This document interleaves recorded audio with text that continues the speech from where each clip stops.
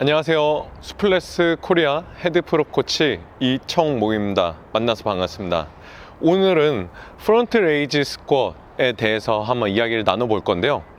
일단은 이제 매치 테스트를 하시는 분들한테서 이 프론트 레이즈 스쿼트를 할 때 전혀 문제될 건 없다라고 생각을 합니다. 당연히 룰에 입각해서 하지 않으셔도 괜찮으니 45도가 됐든 그 다음에 앉을 때 뒤꿈치가 들리든 상관이 없겠죠. 하지만 자격증을 따려고 하시던지 아니면 테크니컬 룰에 입각해서 매치 테스트를 하실 경우에는 저희가 정해놓은 테크니컬 룰 안에 입각해서 이 동작을 수행을 해 주셔야 됩니다. 그래서 이 프론트 레이즈 스쿼트를 할 때 테크니컬 룰에 입각해서 두 가지 정도를 잘 못하는 경우가 있더라고요. 그래서 오늘 드릴 팁은 이 두 가지라는 거 말씀을 드리고 시작을 해보려고 합니다. 자, 첫 번째, 이 프론트 레이즈 스쿼트를 할 때 뒤꿈치를 이렇게 띄면서 하시는 분들이 많더라고요. 그래서 이게 왜 이렇게 되고, 그 다음에 제가 좀 도와줄 수 있는 팁을 하나 정도 설명을 해드릴 거고요. 두 번째는 이제 가장 이 탈락 사유로 가장 많은 퍼센트를 차지하고 있는 부분인데요. 그 중에 하나가 이제 내려놓을 때, 특히 마지막 했을 때 내려놓을 때 45도 이하로 또는 45도지만 이렇게 고개를 숙여서 이제 45도라는 규정에 입각하지 못해서 탈락하시는 분들이 굉장히 많아요.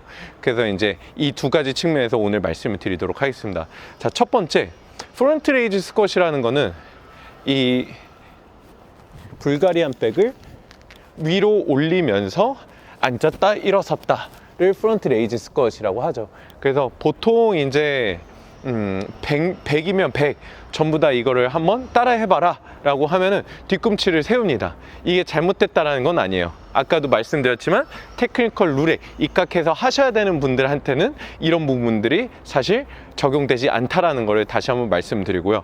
그렇다면 왜 이렇게 했을 때 뒤꿈치가 올라갈 가능성이 크냐라고 우리가 이제 봤을 때, 당연히 얘를 위로 올리고 난 앉으려고 하다 보니까 수직으로 앉게 돼요. 수직으로 앉게 되면 저도 이렇게 뒤꿈치가 이렇게 들립니다. 보이시죠? 이렇게 하는 게 가장 간편하기도 하고 누구한테서나 똑같이 나오는 동작이기도 해요. 하지만 이 테크니컬 룰에 입각해서는 발바닥이 붙어야 돼요. 그러려면 조건이 하나가 필요합니다. 그 조건 중에 하나가 바로 이 앞뒤로 스윙하듯이 몸의 각도가 양옆으로 앞뒤로 움직여야 되는 거거든요. 그래서 우리가 쉽게 말해서 스윙 스쿼트라고 보시면 될 것 같아요. 우리 스윙 스쿼트 할 때 보통 스쿼트는 위아래로 움직이는데 스윙 스쿼트는 앞뒤로 움직이는 상황 속에서 이제 앉는 거잖아요. 스쿼트를 하는 거잖아요. 얘도 마찬가지. 수직으로 그냥 스쿼트를 하듯이 앉는 게 아니라 앞뒤에 대한 카운트 밸런스를 잡아주면서 해주셔야 돼요. 그래서 한번 다시 가장 비슷한 동작이 스윙 스쿼트니까 이걸로 예를 한번 들어볼까요? 자, 얘가 뒤로 가면 무게가 뒤로 가 있을까? 내 상체는 어떻게 되겠어요? 앞으로 가려고 하겠죠. 우리는 이런 것들을 카운트 밸런스라고 표현을 합니다. 밸런스를 맞춰주기 위한 내 몸의 자연스러운 어떤 반응이라고 볼 수도 있겠죠. 그리고 얘가 앞으로 갈 때 나는 또 상체를 세워서 이 밸런스를 맞춰주게 돼요. 우리는 이걸 카운트 밸런스라고 표현을 하는데 이런 거는 이제 스윙 같은 동작에서 많이 나타나게 됩니다. 마찬가지로 프론트 레이즈 스쿼트에서도 상하의 움직임이 아니라 앞뒤에 대한 움직임이 적용이 되었을 때 발바닥을 붙이기가 쉬워요. 그래서 스윙 스쿼트를 할 수 있다면, 그 정도의 어떤 발목의 가동성이 나온다고 한다면, 이런 느낌으로 하셨을 때 스윙 스쿼트처럼 스윙을 첨가한 또 앞뒤에 대한 움직임을 첨가해서 이 프론트 레이즈 스쿼트를 하게 되면 이 발목에 어떤 문제가 있더라도 스윙 스쿼트만큼은 충분히 나오실 수 있다는 거 알고 계시면 좋을 것 같아요. 자, 그렇다면 기존에 얘를 들면서 수직으로 이렇게 앉으면서 뒤꿈치가 떨어졌다라고 한다면, 제가 첫 번째 팁으로 드릴 수 있는 말은 무릎을 살짝 구부려서 상체를 좀 숙여준 상태에서 시작을 해주는 거예요. 그렇게 해야 첫 번째 스텝 1이라고 볼 수 있는데, 상체를 이렇게 세웁니다. 그럼 어떻게 돼요? 상체를 세우는 만큼 무릎이 앞으로 나가겠죠. 그때 이렇게 얘를 밀어줄 수 있는 바운스 동작이 나와요. 그래서 하나, 둘, 셋. 어떻게 돼요? 얘가 앞으로 가니까 내 상체가 뒤로 가죠. 우리는 이거를 스윙에서 볼 수 있는 카운트 밸런스라고 표현을 해요. 그래서 이 바운스를 주는 순간 얘가 공중에 뜨죠. 그 가정하에 스텝 2, 바운스로 만들어진 상체의 각도 그대로 빠르게 순간적으로 앉아주는 거예요. 그리고 자, 지금부터 이제 이 스텝 2에서에 대한 어떤 기본적인 설명을 해드릴 건데, 바운스로 해서 얘가 공중에 떠 있다라고 생각을 해볼게요. 그럼 스텝 2에서는 공중에 떠 있는 동안 나는 재빠르게 앉는 거예요. 그리고 얘가 떨어질 때 내가 어깨 힘으로 받는 게 아니라 떨어지는 걸 그대로 받으면서 일어서면서 받아주는 거예요. 이때 45도가 넘으면 안 되는 거예요. 그래서 우리 데드리프트 할 때 내려놓을 때 무겁다고 이렇게 내려놓지 않죠. 그럼 어떻게 해요?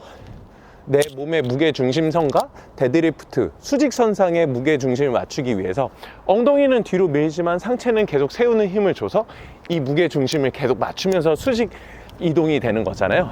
얘도 마찬가지. 쭉 뻗었다가 내려올 때 내가 그냥 내려오는 거에만 집중을 해서 상체를 세우는 힘을 안 주게 되면 45도가 넘어버려요. 그래서 닿는 순간 상체를 세우는 힘을 계속 주고 계셔야 돼요. 그래서 여기까지 프론트 레이즈 스쿼트를 1단계, 2단계 걸쳐서 말씀을 드렸고요. 그래서 다시 한번 보여드리면은 1번 바운스, 앞뒤에 대한 스윙 모션이 나오고, 거기서 하나, 둘, 셋, 이런 식으로 순간적으로 바운스에서 만들어진 채공에서 나는 빠르게 앉았다가 다시 일어나면서 무릎으로 받아준다. 그래서 어깨의 힘, 우리 프론트 레이즈 사례라고 표현을 하죠. 저번 시간에도 한번 제가 언급을 한 적이 있었는데, 사실 덤벨 2kg 드는 것도 사실 힘들어요. 저도 힘들거든요. 근데 이건 자그마치 12kg예요. 그럼 우리가 팔 힘으로만 하려면 너무 힘들죠. 그래서 팔에 대한 갭을 최대한 줄여서 내가 순간적으로 앉는 그런 동작으로서 의미를 갖고 이 동작을 행해 주시면 되겠습니다. 그래서 레슬링에서 보면 순간적으로 앉는 동작들 굉장히 많잖아요. 거기서 착안해진 동작이라고 보시면 될 것 같습니다.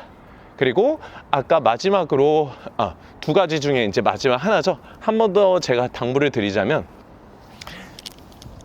다 잘하다가 3세트의 마지막 10번 횟수에서 9, 10 하면서 이렇게 숙이는 경우가 많아요. 이게 이제 탈락 사유가 굉장히 많이 됩니다. 그래서 10번째라도 상체를 확실히 고개를 들어서 상체를 세우고 그 다음에 내려놓는 거를 꼭 지켜주시면 좋을 것 같습니다. 오늘은 여기까지 하도록 하겠습니다.